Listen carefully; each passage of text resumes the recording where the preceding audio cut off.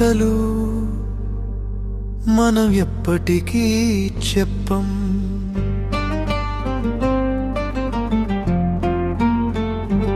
కొన్ని బాధలు మనం ఎప్పటికీ చూపించం.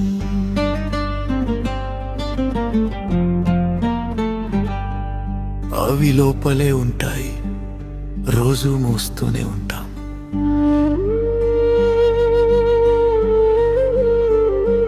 ఒకసారి గుర్తు చేసుకో, చివరిసారి నువ్వు నిజంగా ఏడ్చింది ఎప్పుడు? గుండె నిండా బాధతో, ఎవరూ చూడకుండా,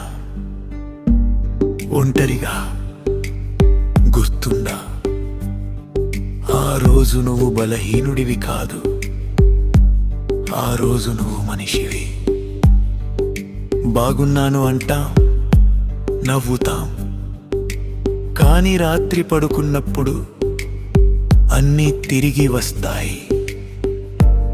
ఆ మాటలు, ఆ క్షణాలు, ఆ మనుషులు, మనసు మరవలు. మనం మాత్రం మరిచిపోయినట్టు నటిస్తాం. ఎవరైనా అడిగారా నిన్ను నిజంగా బాగున్నావా అని?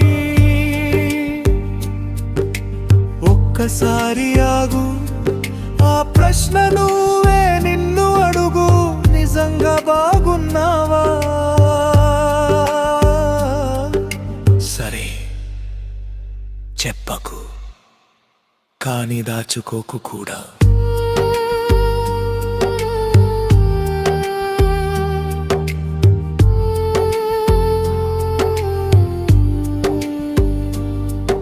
నొప్పి అనుభవించడం తప్పు కాదు, ఏడవడం బలహీనత కాదు,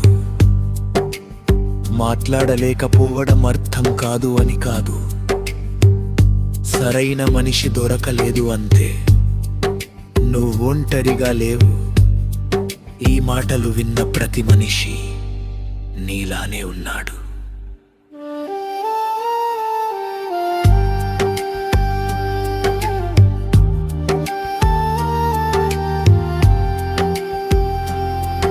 మాట రాకపోయినా పర్వాలేదు,